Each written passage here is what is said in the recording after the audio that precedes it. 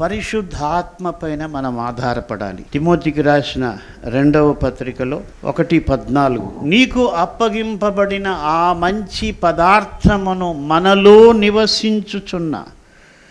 మనలో నివసించు పరిశుద్ధాత్మ వలన కాపాడుము.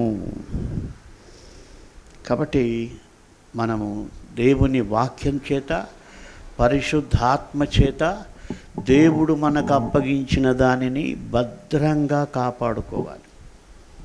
అది నీ బాధ్యత.